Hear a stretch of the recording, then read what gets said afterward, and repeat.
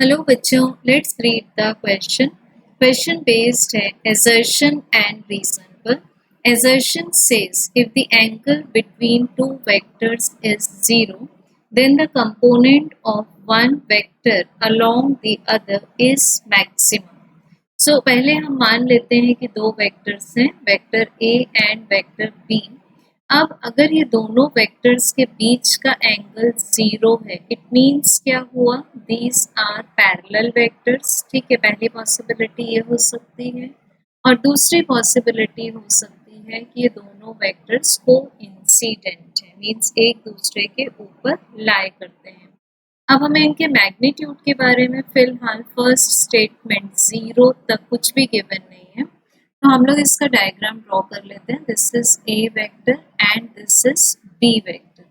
दोनों दिखाए गए हैं पैरेलल, मीन्स उनके बीच का एंगल है 0 degree.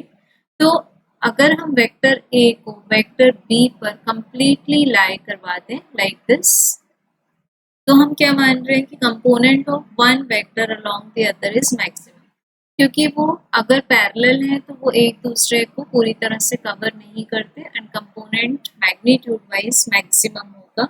So we can say that the assertion is true.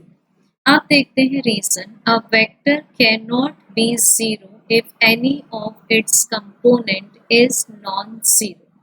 सो इसके लिए हम ले लेते हैं एक फोर्स वेक्टर, इसको हम लिख लेते हैं F X I cap plus F Y J cap plus F Z K cap, जहाँ पर I cap is a unit vector along positive x-axis, j cap is a unit vector along positive y-axis, and k cap is a unit vector along positive z-axis.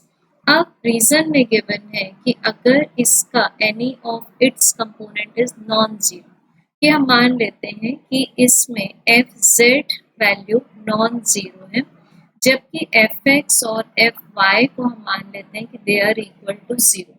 तो हमें F vector का answer क्या मिल जाएगा, F Z K cap, जहाँ के cap क्या है, unit vector है। इट मीन्स हुआ कि magnitude of force vector is not equal to zero. तो मीन्स रीजन भी हमारे पास में ट्रू है, बट रीजन assertion को एक्सप्लेन नहीं करता क्योंकि ये दोनों इंडिपेंडेंट है। So correct answer will be option number 2।